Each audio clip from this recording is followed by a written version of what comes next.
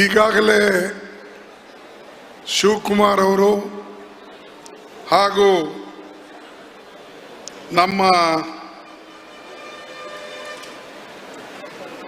ಸುರ್ಜೇವಾಲಾ ಅವರು ಸಾಕಷ್ಟು ವಿಷಯಗಳನ್ನು ಪ್ರಸ್ತಾಪ ಮಾಡಿದ್ದಾರೆ. ಆದರೆ ನಾನು ಕೆಲವು ಹೊಸ ವಿಚಾರಗಳನ್ನು ಹೇಳ್ತಾ ಕೆಲವು ಸಂಗತಿಗಳನ್ನು ನಿಮ್ಮ ಮುಂದೆ ತರಕ್ಕೆ ಆಶಿಸ್ತೇನೆ. ಒಂದು ವಿಶೇಷ ಅಂದರೆ ಈ ಜಿಲ್ಲೆದು ನಾನು ನೆನೆಸ್ಕೊಳ್ಬೇಕಾಗಿದ್ದು ಮತ್ತು ಎಲ್ಲರ ನೆನಪಿಗಾಗಿ ನಾನು ಈ ಹೆಸರನ್ನು ಹೇಳಲೇಬೇಕಾಗ್ತದೆ. ಅಪ್ಪಟ್ಟ ಗಾಂಧಿವಾದಿ ಮತ್ತು ಬಡವರ ಬಗ್ಗೆ ಕನಿಕರಿ ಇರ್ತಕ್ಕಂಥ ಕುದುಮಲ್ ರಂಗರಾವ್ 1997ರಲ್ಲಿ ಮಂಗಳೂರಿನಲ್ಲಿ ಡಿಪ್ರೆಸ್ಡ್ ಕ್ಲಾಸ್ ಮಿಷನ್ ಅಂತ ಹೇಳಿ ಅವರು ಪ್ರಾರಂಭ ಮಾಡಿ ಸಮಾಜದಲ್ಲಿರ್ತಕ್ಕಂಥ ಬಡವರಿಗೆ, ಅತ್ಯಂತ ಹಿಂದುಳಿದ ವರ್ಗದವರಿಗೆ ಹಾಗೂ ಅಸ್ಪೃಶ್ಯರಿಗೆ ಅವರು ಶಿಕ್ಷಣ ಹಾಗೂ ಇಲ್ಲಿರ್ತಕ್ಕಂಥ ಜಾಗದಲ್ಲಿ ನಮ್ಮ ಉತ್ತಮವಾದಂಥ ವಸತಿ ಅನುಕೂಲ ಮಾಡಿಕೊಡ್ತಕ್ಕಂಥದ್ದು, ಕುಡಿಯೋ ನೀರಿನ ವ್ಯವಸ್ಥೆ ಮಾಡಿಕೊಡ್ತಕ್ಕಂಥದ್ದು, ಇದನ್ನು ಒಬ್ಬ ಮಹಾನ್ ವ್ಯಕ್ತಿ ಕುದುಮಲ್ ರಂಗರಾವ್ ಅಂತ ಹೇಳಿ ಮಾಡಿದರು. ಬಹುಶಃ ಭಾಳ ಜನರಿಗೆ ನೆನಪಿರ್ಲಕ್ಕಿಲ್ಲ. ಮಂಗಳೂರಿನಲ್ಲಿ ಇವತ್ತು ನಾವೇನೇನೋ ನೋಡ್ತಾ ಇದ್ದೇವೆ, ಆದರೆ ಈ ಡಿಪ್ರೆಸ್ ಕ್ಲಾಸಸ್ಗಳಿಗೆ, ಹಿಂದುಳಿದವರಿಗೆ ಅವರ ಧ್ವನಿಯನ್ನು ಎತ್ತಿಡತಕ್ಕಂಥವ್ರು ರಂಗರಾವ್ ಅವರು. ನಾವು ಇವತ್ತು ಅವ್ರ ಬಗ್ಗೆ ನೆನಪಿಟ್ಕೊಂಡಿಲ್ಲ. ಅದೇ ರೀತಿಯಾಗಿ ಈ ಮಂಗಳೂರಿನಲ್ಲಿ ಎಲ್ಲಕ್ಕಿಂತಲೂ ಉಡುಪಿ ಮತ್ತು ಮಂಗಳೂರಿನಲ್ಲಿ ಹೆಚ್ಚಿನ ಕಾಂಗ್ರೆಸ್ ಪಕ್ಷದ ವತಿಯಿಂದ ಲಾಭವನ್ನು ಪಡೆದರು. ಭೂ ಸುಧಾರಣೆ ಕಾನೂನು ಅಡಿಯಲ್ಲಿ ಟೆನೆಂಟ್ಗಳಾದವರು ಅತ್ಯಂತ ಕಡುಬಡವರೇ, ಅವರು ಮಾಲೀಕರಾದರು. ಅದರ ಬಗ್ಗೆನೂ ಕೂಡ ಇವತ್ತು ಯಾರು ನೆನಪು ಮಾಡ್ತಾ ಇಲ್ಲ, ಎಲ್ಲ ಮರ್ತೋಗಿದ್ದಾರೆ. ಲಕ್ಷಾಂತರ ಜನರಿಗೆ ಈ ಮಂಗಳೂರು ಉಡುಪಿಯಲ್ಲಿ ನಮ್ಮ ಪಕ್ಷದ ದೇವರಾಜ ಅರಸು ಅವರಿದ್ದಾಗ, ಇಂದಿರಾ ಗಾಂಧೀಜಿ ಅವರಿದ್ದಾಗ, ನಾವು ಕೂಡ ರೆವಿನ್ಯೂ ಮಿನಿಸ್ಟರ್ಗಳಾಗಿದ್ದಾಗ ಲಕ್ಷಾಂತರ ಜನರಿಗೆ ನಾವು ಮಾಲೀಕರು ಮಾಡಿದ್ದೇವೆ, ಟೆನೆಂಟ್ಗಳಿಗೆ. ಯಾರಾದರೂ ನೆನಪಿಟ್ಟಿದ್ದಾರ? ಈಗೆಲ್ಲ ಕಡೆ ಕೆಲವು ನೋಡ್ತೀನಿ, ಕೆಲವು ಜನರಿಗೆ ಭಗವಾ ಜೆಂಡ ಹಿಡ್ಕೊಂಡು ಅಡ್ಡಾಡ್ತಾರೆ. ನೀವು ಹಿಂದಿನ ಕಾಲ ನೆನಪು ಮಾಡಿ, ನಿಮ್ಮ ತಾಯಿ ತಂದೆಯವರು ಯಾವ ಸ್ಥಿತಿಯಲ್ಲಿದ್ದರು, ನಿಮಗೆ ಮಾಲೀಕರು ಮಾಡದಂಥವ್ರು ಯಾರು, ಇದನ್ನ ನೀವು ನೆನಪಿನಲ್ಲಿ ಇಡದೆ ಹೋಗಿದ್ರೆ ಈ ದೇಶಕ್ಕೆ ಭವಿಷ್ಯ ಇಲ್ಲ. ಯಾರು ಲಾಭ ಪಡ್ಕೊಂಡಿದ್ದಾರೋ ಅವರೇ ಇದನ್ನ ಮರ್ತು ಹೋದರೆ ನಾವು ಯಾರಿಗೆ ಹೇಳಬೇಕು?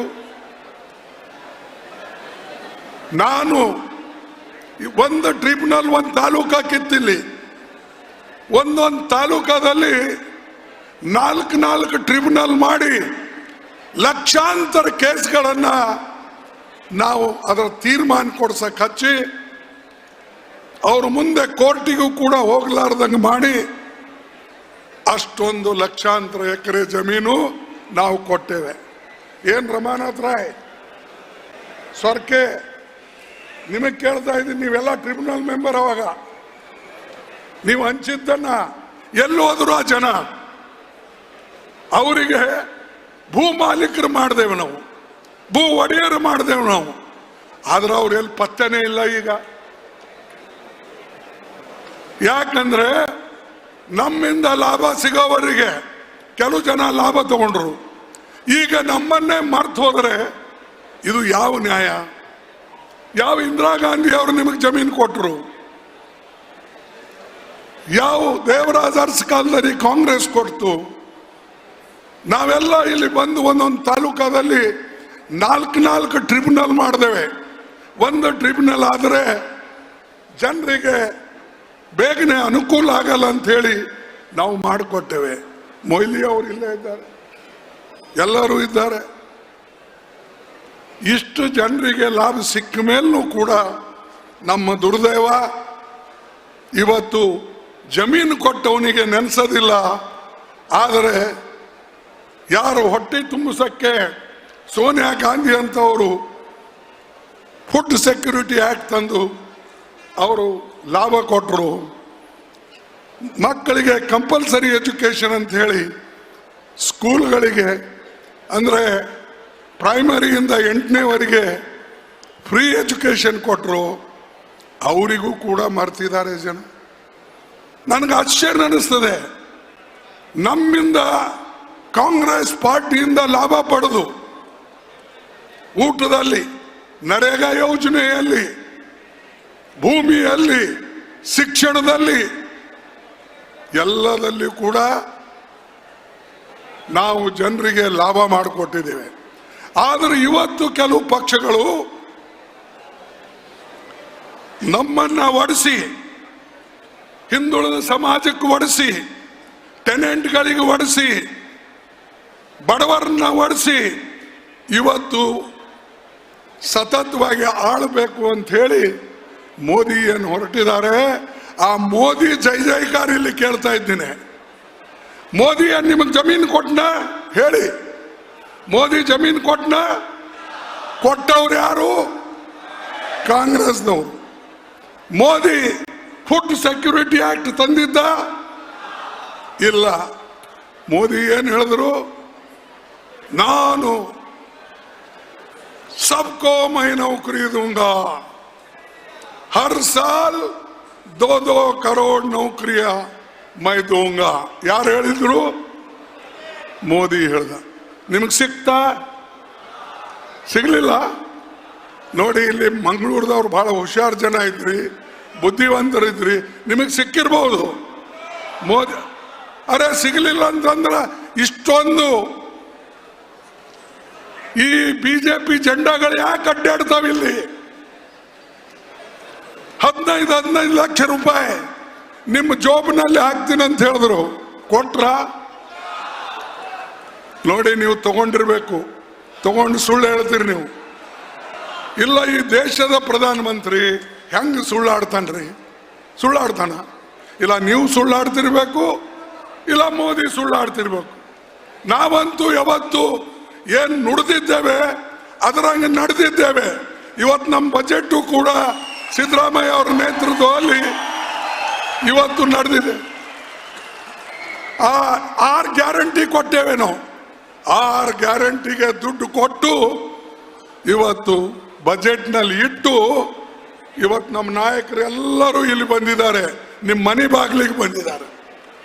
ಆದರೆ ಏನೂ ಕುಡದಂತ, ಏನೂ ಕೊಡದಂತ ಮನುಷ್ಯ, ತಾ ಕೊಟ್ಟಿದ್ದ ವಚನವನ್ನ ನಿಭಾಯಿಸದೇ ಇರ್ತಕ್ಕಂಥ ಮನುಷ್ಯ, ಅವನ ಬಗ್ಗೆ ಮೋದಿ ಮೋದಿ ಮೋದಿ ಹೊಟ್ಟೆ ತುಂಬುತ್ತದ?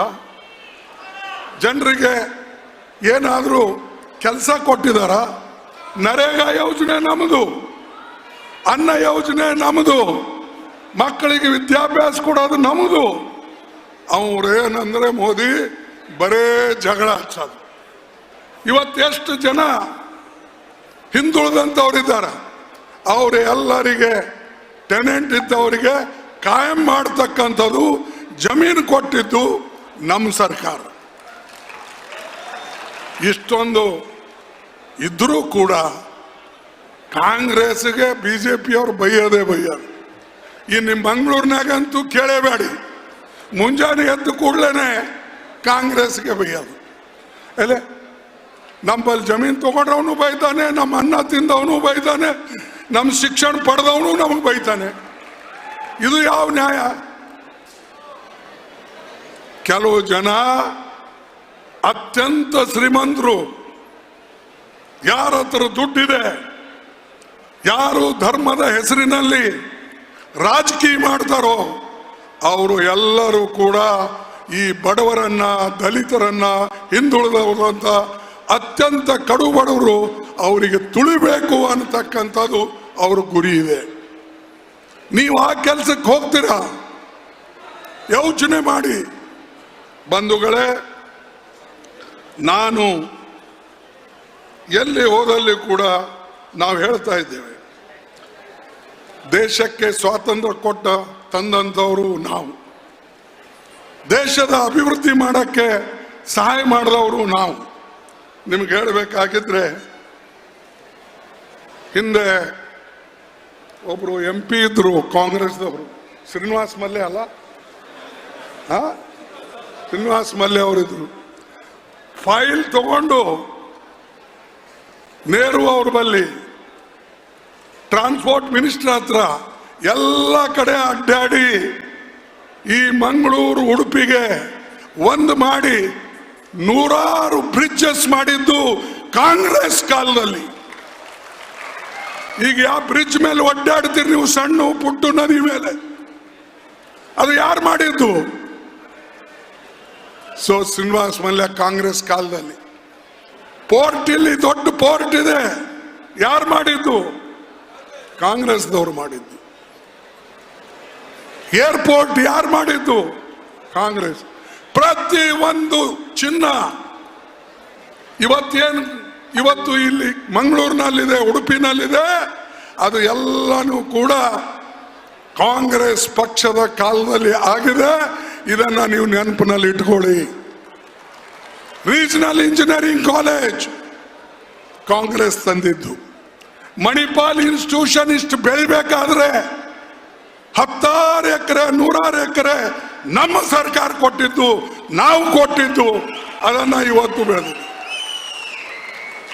ಇಷ್ಟೊಂದು ಕೊಟ್ಟ ಮೇಲೂ ಕೂಡ ಈ ಜನ ಯಾರ ಹತ್ರ ನಮ್ಮ ಜಮೀನು ತಗೊಂಡ್ರು, ಯಾರು ಬ್ಯಾಂಕಿನ ಲಾಭ ತಗೊಂಡ್ರು, ಅವರೇ ನಮಗೆ ವಿರುದ್ಧವಾಗಿ ಮಾತಾಡ್ತಾರೆ. ಇಲ್ಲೆಲ್ಲ ದೊಡ್ಡ ದೊಡ್ಡ ಬ್ಯಾಂಕ್ಗಳಿದ್ದು, ಆ ಬ್ಯಾಂಕದ ರಾಷ್ಟ್ರೀಕರಣ ಆದ್ಮೇಲೆ ಕೆಲವು ಬ್ಯಾಂಕ್ಗಳನ್ನ ಪ್ರೈವೇಟ್ ಆಗಿದ್ದು, ಆ ಬ್ಯಾಂಕ್ ಅವರ ಹೆಸರುಗಳು, ಆ ಹೆಸರುಗಳನ್ನ ಅಳಿಸ್ಬೇಕು ಅಂತ ಮೋದಿ ಅವರೆಲ್ಲ ವಿಜಯ್ ಬ್ಯಾಂಕ್, ನಮ್ಮ ಬೇರೆ ಕೆನರಾ ಬ್ಯಾಂಕ್, ಈ ಎಲ್ಲ ಬ್ಯಾಂಕ್ಗಳಿಗೆ ಒಯ್ದು ಅಹಮದಾಬಾದ್ ಕಡೆ ಸೇರಿಸ್ಬಿಟ್ಟ, ಅಲ್ಲಿನ ಬ್ಯಾಂಕಿಗೆ ಜೋಡಿಸ್ಬಿಟ್ಟ. ದೇನಾ ಬ್ಯಾಂಕ್ ಅಂತೆ, ಲೇನಾ ಬ್ಯಾಂಕ್ ಅಂತೆ, ಆ ಬ್ಯಾಂಕ್ ಅಂತೆ. ದೇನಾ ಅಂದ್ರೆ ಗೊತ್ತಲ್ಲ, ಕೊಡೋದು. ಲೇನಾ ಅಂತಂದ್ರೆ ತಗೊಳ್ಳೋದು. ಇದ್ರಾಗೆ ವೈದಿಲಿಂದ ಎಲ್ಲ ಸೇರಿಸ್ಬಿಟ್ಟ. ಅಂದ್ರೆ ಯಾವ ಭಾಗ, ಕರ್ನಾಟಕದ ಭಾಗ ಆರ್ಥಿಕ ಬೆಳವಣಿಗೆಯಲ್ಲಿ ಮುಂದಿದೆ, ಅದಕ್ಕೆ ಹಿಂದೆ ತರ್ತಕ್ಕಂಥ ಕೆಲಸ ಮೋದಿ ಅವರು ಮಾಡಿದ್ದು. ಆದ್ರೆ ನನಗೆ ಬಹಳ ನೋವು ಉಂಟಾಗಿದೆ. ಇಂಥ ಜಾಗದಲ್ಲಿ ಬಿಜೆಪಿ ಬೆಳೀತಾ ಇದೆ.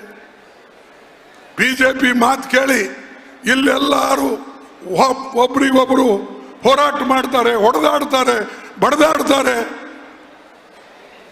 ಬಂಧುಗಳೇ, ಎಲ್ಲರೂ ಕೂಡ ನಾವು ಈ ದೇಶಕ್ಕೆ ಸ್ವಾತಂತ್ರ್ಯ ತಂದಂತ ಕಾಂಗ್ರೆಸ್ ಪಾರ್ಟಿ ಎಲ್ಲರನ್ನ ಒಗ್ಗೂಡಿಸ್ತಕ್ಕಂಥ ಕೆಲಸ ಮಾಡಿತು. ಮತ್ತು ಒಳ್ಳೆ ಒಳ್ಳೆ ಕೆಲಸ ಮಾಡಿದಂಥವ್ರು ಕಾಂಗ್ರೆಸ್ ಮುಖಂಡ್ರೆ. ಈಗ ಹೇಳಿದ್ರು ವೀರಪ್ಪ ಮೊಯ್ಲಿ ಅವ್ರ ಕಾಲದಲ್ಲಿ ಏನಾಯಿತು, ನಮ್ಮ ಇವರು ಜನಾರ್ದನ್ ಪೂಜಾರಿ ಕಾಲದಲ್ಲಿ ಏನಾಯ್ತು, ಇವೆಲ್ಲನೂ ಕೂಡ ಬಡವರಿಗೆ ಅಧಿಕಾರ ಕೊಟ್ಟಿದ್ದು ಕೂಡ ಕಾಂಗ್ರೆಸ್ ಪಾರ್ಟಿ. ಇದು ನೀವು ಮರಿಬೇಡಿ. ವೀರಪ್ಪ ಮೊಯ್ಲಿ ಯಾರಿದ್ರು? ಒಬ್ಬರು ಬಡವರು ವಕೀಲರು. ಜನಾರ್ದನ್ ಪೂಜಾರಿ ಯಾರಿದ್ರು? ಅವರು ವಕೀಲರು. ಇಂಥ ಜನರಿಗೆ ಉನ್ನತವಾದಂಥ ಸ್ಥಾನದಲ್ಲಿ ಕೂಡಿಸಿ ನಿಮಗೆ ಸಹಾಯ ಮಾಡತಕ್ಕಂಥ ಜಾಗದಲ್ಲಿ ಕೂಡಿಸಿ ಇವತ್ತು ಕಾಂಗ್ರೆಸ್ ಪಾರ್ಟಿ ಆ ಕೆಲಸವನ್ನ ಮಾಡಿಸಿದೆ ಅವ್ರ ಕೈಯಿಂದ. ಇದು ನಾವು ನೆನಪಿನಲ್ಲಿ ಇಟ್ಕೊಳ್ಬೇಕು. ನಾವು ಮರ್ತು ಹೋಗ್ತೇವೆ ಬಹಳ ಬೇಗನೆ. ಇವತ್ತು ಅದಕ್ಕೆ ಬಂಧುಗಳೇ, ನಾನು ನಿಮಗೆ ನಮ್ಮ 5 ಗ್ಯಾರಂಟಿಗಳು ಅದಕ್ಕೆಲ್ಲ ದುಡ್ಡಿಟ್ಟಿದ್ದಾರೆ. ನಾನು ಎಷ್ಟಿಟ್ಟಾರ ಏನಿಲ್ಲ ಹೇಳಕ್ಕೆ ಹೋಗೋದಿಲ್ಲ. ಅದು ಸುರ್ಜಿವಾಲಾ ಅವರು ತಮ್ಮ ಮಾತಿನಲ್ಲಿ ಬಹಳ ಅರ್ಥಗರ್ಭಿತವಾಗಿ ಅವರು ಹೇಳಿದ್ದಾರೆ. ಎಷ್ಟು ದುಡ್ಡು ಕೊಟ್ಟಿದ್ದಾರೆ ಅಂತಕ್ಕಂಥದ್ದು ಹೇಳಿದ್ದಾರೆ. ಆದರೆ ಇದು ಆದರೂ ನೆನಪಿಡಿ, ಈ ಗ್ಯಾರಂಟಿಗಳ ನಾವು ಹಿಂದೆ ಮಾಡಿದ ಗ್ಯಾರಂಟಿ ಮಾಡ್ತೀರಿ, ಅಡ್ಡಿ ಇಲ್ಲ, ಅದು ನಿಮ್ಮ ಧರ್ಮ ಕರ್ಮ. ಈಗ ಗೃಹ ಜ್ಯೋತಿ ಇದು ಒಂದು ಹೊಸ ಗ್ಯಾರಂಟಿ ಅಲ್ಲ. 2153 ಕೋಟಿ ರೂಪಾಯಿ. ಆಮೇಲೆ ಗೃಹಲಕ್ಷ್ಮಿ ಇದಕ್ಕೆ ಸುಮಾರು 4600 ಕೋಟಿ ರೂಪಾಯಿ. ಅನ್ನಭಾಗ್ಯ ಸುಮಾರು 4890 ಕೋಟಿ. ಆಮೇಲೆ ಶಕ್ತಿ ಇದಕ್ಕೆ ಸುಮಾರು 84.31 ಕೋಟಿ. ಮಹಿಳೆಯರಿಗೆ ಉಚಿತವಾಗಿ ಕರ್ನಾಟಕ ರಾಜ್ಯ ರಸ್ತೆ ಸಾರಿಗೆ ಹಾಗೂ ಬೇರೆ ವಾಹನಗಳಲ್ಲಿ ಪ್ರವಾಸ. ಈ ಗ್ಯಾರಂಟಿ ನೋಡಿದ ಮೇಲೆ ಮೋದಿ ಅವರು ಎಚ್ಚರಾಗಿದ್ದಾರೆ.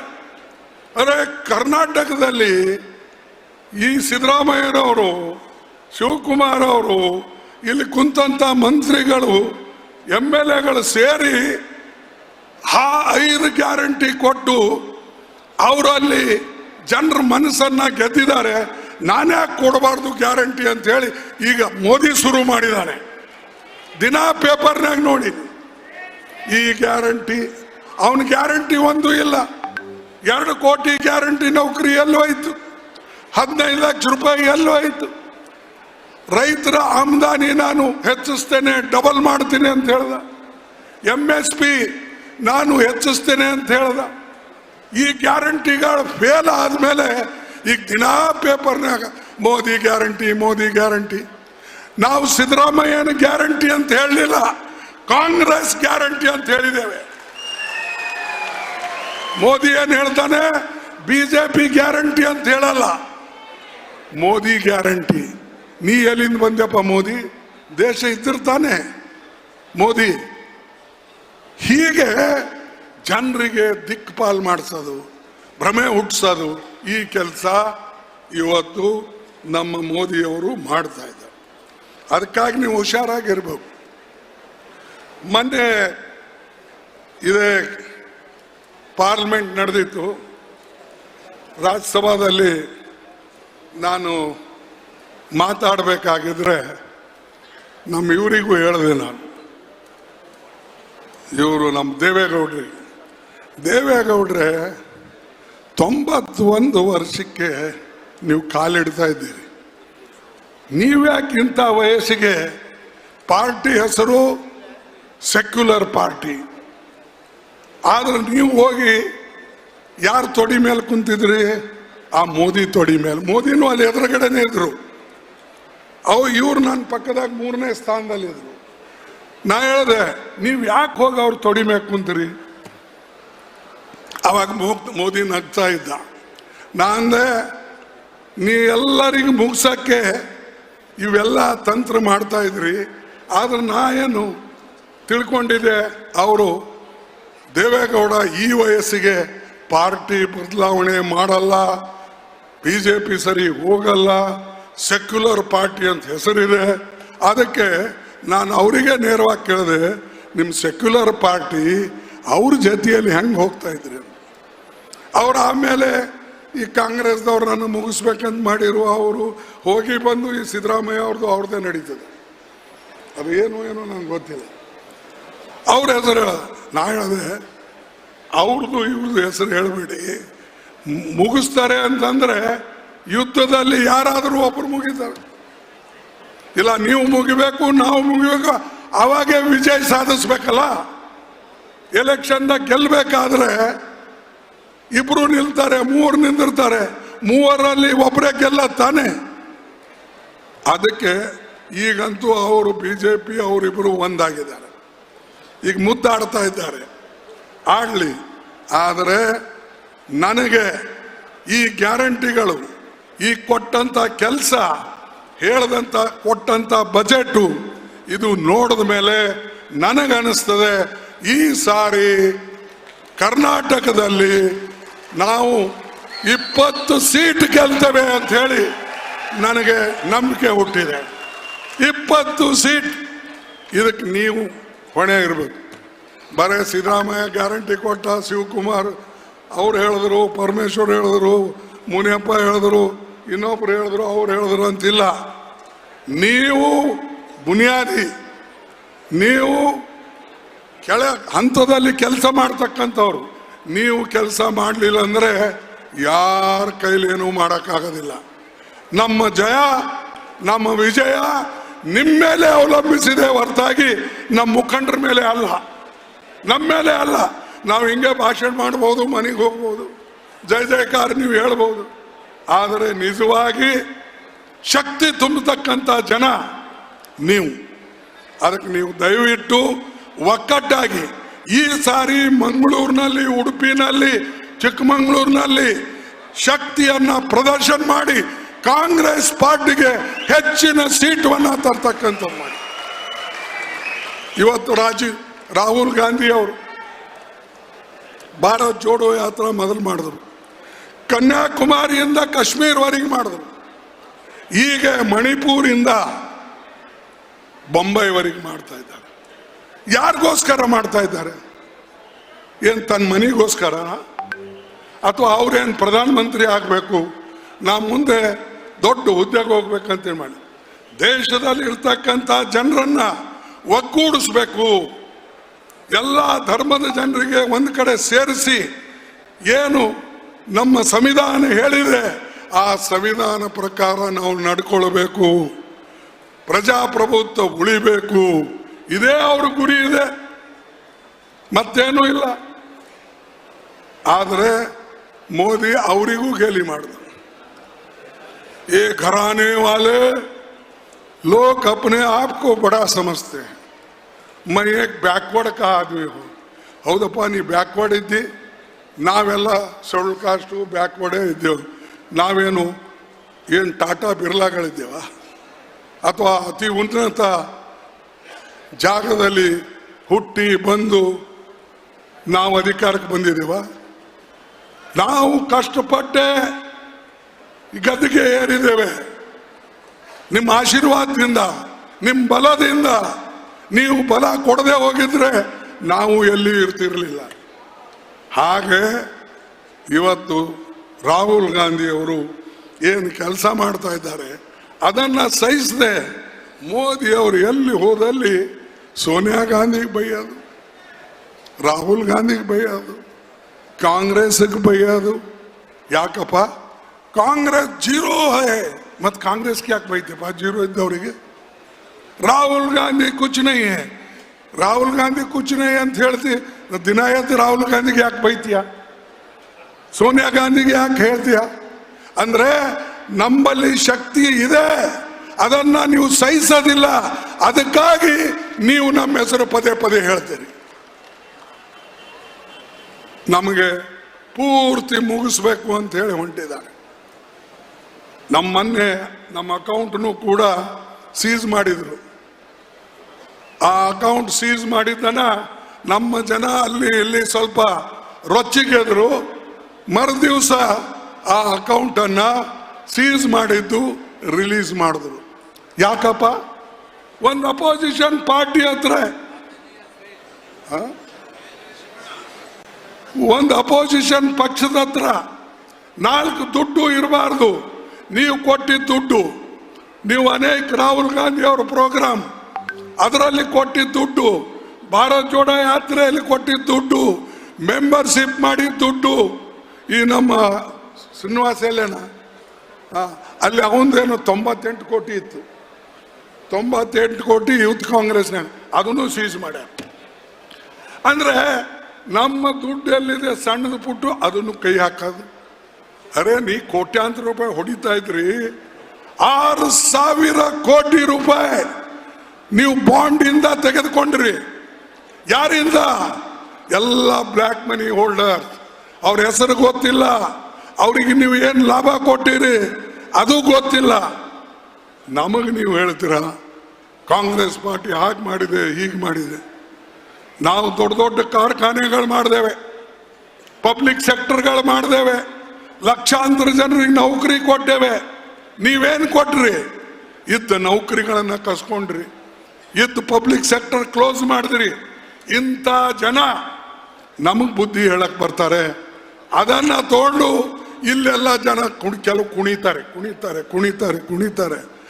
ಏನವರು ಈ ಮುದುಗಲ್ ರಂಗರಾವ್ ಇದ್ದಂಗೆ, ಶ್ರೀನಿವಾಸ್ ಮಲ್ಯ ಇದ್ದಂಗೆ ಕೆಲಸ ಮಾಡ್ದಂಗೆ, ಅಥವಾ ವೀರಪ್ಪ ಮೊಯ್ಲಿ ಅವ್ರು ಮಾಡ್ದಂಗೆ, ಅಥವಾ ನಮ್ಮ ಪೂಜಾರಿ ಅವ್ರು ಮಾಡ್ದಂಗೆ ನಿಮ್ದು ಏನು ಕಾಂಟ್ರಿಬ್ಯೂಷನ್? ಅಲ್ಲಿ ದೊಡ್ಡ ದೊಡ್ಡ ಮಂತ್ರಿಗಳನ್ನು ಯಾವುದೂ ಸಿಗಲಿಲ್ಲ. ಇಲ್ಲಿ ಮೊದಲೆಲ್ಲ ದೊಡ್ಡ ದೊಡ್ಡ ಮಂತ್ರಿಗಳು ಕಾಂಗ್ರೆಸ್ ಪಾರ್ಟಿ ಇದ್ದಾಗ ಇರ್ತಿದ್ರು, ಈಗ ಅದೂ ಇಲ್ಲ. ಅದಕ್ಕೆ ಬಂಧುಗಳೇ, ನಮಗೆ ಒಕ್ಕಟ್ಟಾಗಿ ಕೆಲಸ ಮಾಡಬೇಕಾಗಿದೆ. ಮತ್ತು ಎಲ್ಲರೂ ಕೂಡ ಸೇರಿ ಏನು ಇವತ್ತು ಮೋದಿಯವರು ನಮ್ಮ ಫೆಡರಲ್ ಸ್ಟ್ರಕ್ಚರ್ಗೆ ಧಕ್ಕೆ ಹೊಡಿಲತ್ತ. ಅಂದರೆ ನಮ್ಮ ದುಡ್ಡು ಎಷ್ಟು ನಮಗೆ ಬರಬೇಕು ಅದು ಬರ್ತಾ ಇಲ್ಲ ಅನ್ನೋದ ನಮ್ಮ ಮುಖ್ಯಮಂತ್ರಿಗಳು, ಕಾಂಗ್ರೆಸ್ದ ಅಧ್ಯಕ್ಷರು ಎಲ್ಲರೂ ದಿಲ್ಲಿಗೆ ಬಂದು ಅವರು ಸತ್ಯಾಗ್ರಹ ಮಾಡಬೇಕಾಗಿತ್ತು. ನಾವೇನು ಕೇಳ್ತಾ ಇಲ್ಲ. ನಮ್ಮ ಪಾಲಿನ ದುಡ್ಡು ಎಲ್ಲನೂ ಕೊಡುವಂತ ಯಾರೂ ಕೇಳಲ್ಲ. ಯಾಕಂದ್ರೆ ಡಿಫೆನ್ಸ್ಗೆ ದುಡ್ಡು ಬೇಕಾಗ್ತದೆ, ಬೇರೆ ಬೇರೆ ಕೆಲಸಕ್ಕೆ ಬೇಕು. ಆದರೆ ಯಾವ ದುಡ್ಡು ನಮಗೆ ಸಿಗಬೇಕು ಅದು ಸಿಗ್ತಾ ಇಲ್ಲ. ಬರಗಾಲ ಸಿಗ್ತಾ ಇಲ್ಲ, ಫ್ಲಡ್ ಬಗ್ಗೆ ಸಿಗ್ತಾ ಇಲ್ಲ, ಸ್ಕಾಲರ್ಶಿಪ್ ಶೆಡ್ಯೂಲ್ ಕಾಸ್ಟ್ ಬಗ್ಗೆ ಸಿಗ್ತಾ ಇಲ್ಲ. ಇದು ಎಲ್ಲನೂ ಕೂಡ ಇವತ್ತು ಮೋದಿ ಬಿಡುಗಡೆ ಮಾಡದೆ ನಮಗೆ ತೊಂದರೆ ಕೊಡ್ತಕ್ಕಂಥ ಕೆಲಸ ಅವರು ಮಾಡ್ತಾ ಇದ್ದಾರೆ. ಅದಕ್ಕೆ ದಯವಿಟ್ಟು ನಾವೆಲ್ಲರೂ ಕೂಡ ಇಂಥದ್ರ ವಿರುದ್ಧ ನಾವು ಹೋರಾಟ ಮಾಡ್ತಕ್ಕಂಥ ಕೆಲಸ ನಾವು ಮಾಡಬೇಕಾಗಿದೆ.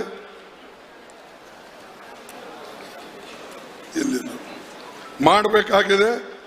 ಆಮೇಲೆ ನಾ ವಿಶೇಷವಾಗಿ ಒಂದು ಹೇಳ್ತಾ ಇದ್ದೀನಿ, ನಾವು ಒಂದು ಕಾಂಗ್ರೆಸ್ ಪಾರ್ಟಿಯಿಂದ ಒಂದು ಗ್ಯಾರಂಟಿ ಸದ್ಯಕ್ಕೆ, ಯಾಕಂದರೆ ಇನ್ನೂ ನಮ್ಮ ಮ್ಯಾನಿಫೆಸ್ಟೋ ಇನ್ನೂ ಬರೀತಾ ಇದ್ದಾರೆ.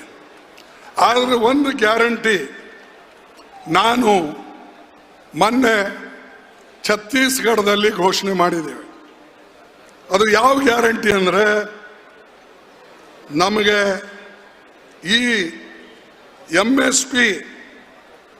MSP ಮಿನಿಮಮ್ ಸಪೋರ್ಟ್ ಪ್ರೈಸ್ಗೆ ಲೀಗಲ್ ಗ್ಯಾರಂಟಿ ಕೊಡ್ತೇವೆ ಅಂತ ಹೇಳಿ ರೈತರಿಗೆ ನಾವು ವಚನ ಕೊಟ್ಟಿದ್ದೇವೆ.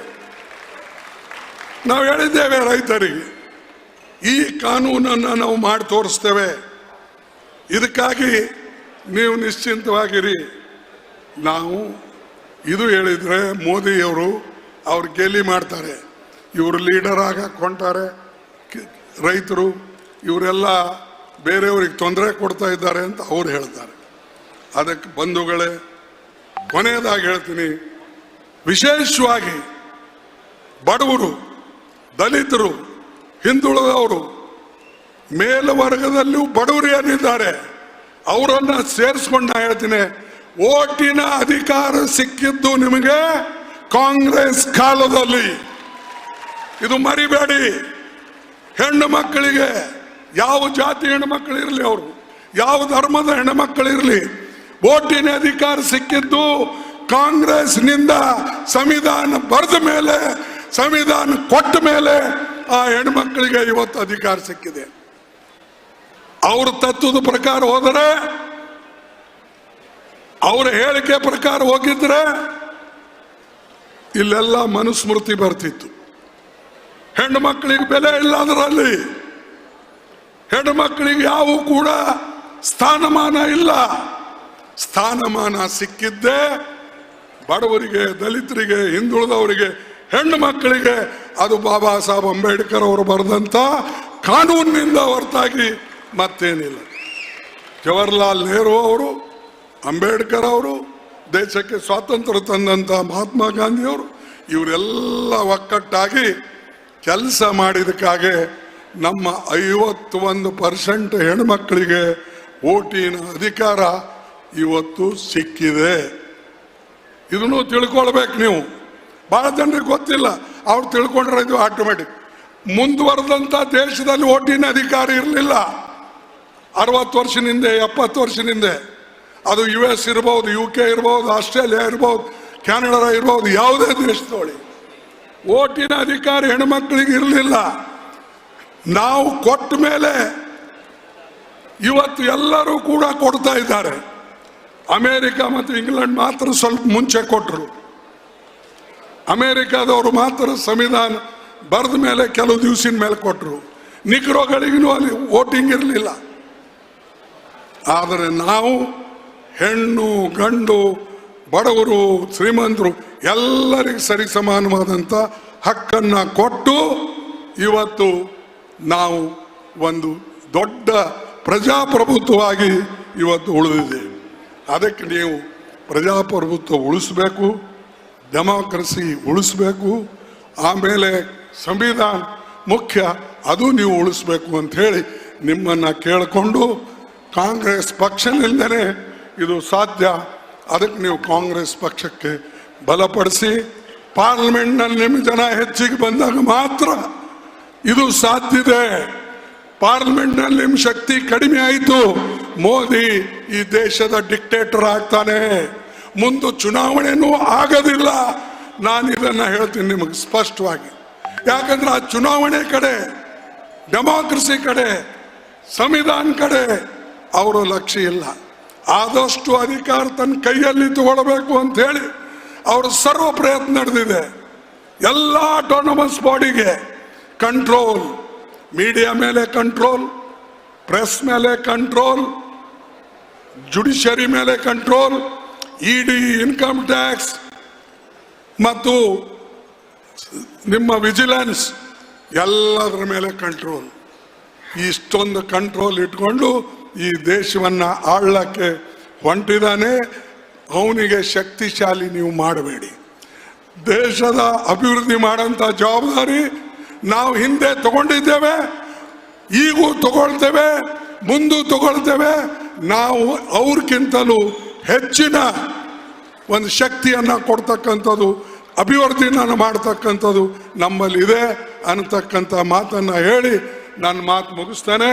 ನಿಮ್ಮೆಲ್ಲರಿಗೆ ನಾನು ವಂದನೆಗಳನ್ನು ಸಲ್ಲಿಸ್ತೇನೆ.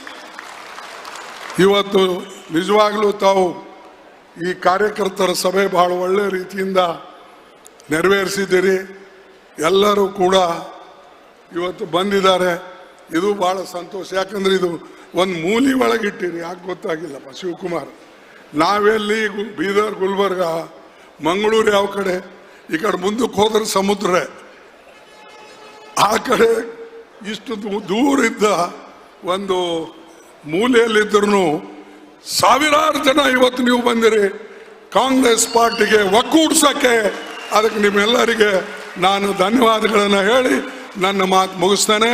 ಮತ್ತು ಯಾರು ಇದಕ್ಕೆ ಆರ್ಗನೈಸ್ ಮಾಡಿದ್ದಾರೆ, DCC ಪ್ರೆಸಿಡೆಂಟ್ ಇರ್ಬೋದು, ಲೋಕಲ್ ಕಾರ್ಯಕರ್ತರು ಇರ್ಬೋದು, ಮಂತ್ರಿಗಳಿರ್ಬೋದು, ಎಲ್ಲರಿಗೂ ವಂದಿಸಿ ನಾನು ಮಾತು ಮುಗಿಸ್ತೇನೆ. ಜೈ ಹಿಂದ್, ಜೈ ಕರ್ನಾಟಕ.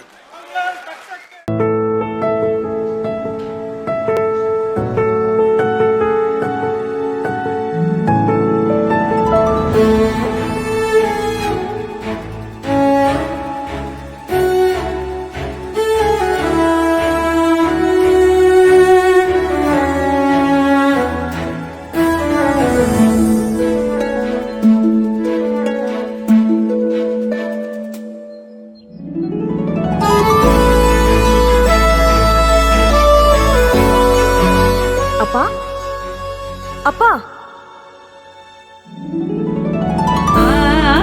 ಸಂತೋಷದ ರವಾನೆ ಪ್ರತಿ ಮನೆಗಳಿಗೆ. GL ಆಚಾರ್ಯ ಜ್ಯುವೆಲರ್ಸ್. ನಿಖರ ಸುದ್ದಿ ಸದಭಿರುಚಿಯ ಕಾರ್ಯಕ್ರಮ. ನೀವು ನೋಡ್ತಾ ಇದ್ದೀರಾ ಕಹಳೆ ನ್ಯೂಸ್, ಸಮಾಜದ ಜಾಗೃತಿಗಾಗಿ ವಸ್ತುನಿಷ್ಠ ವರದಿ.